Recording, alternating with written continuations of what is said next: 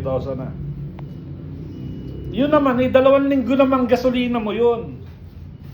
2 linggo namang gasolina yun. No, napamahal ka ng 2,000 per week, per 2 weeks. Mapapawi mo pa ba yun, ate? Eh wala, non-refundable yun. Ano kaya yan? Napamahal ka ng 2,000 every 2 weeks. Pero bumili ka ng e-bike na halagang 60,000. Divided by 2,000.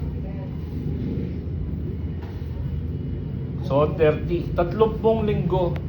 30 2 weeks ang katumbas ng e-bike mo. So 14 days times 30, 420. Eh magbababa rin yung gasolina eh. Walang utak to. Bobo.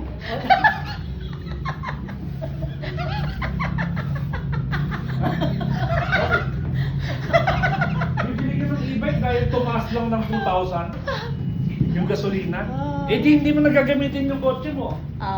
Tapos bibili ka pa ng baterya no? Every 6 months.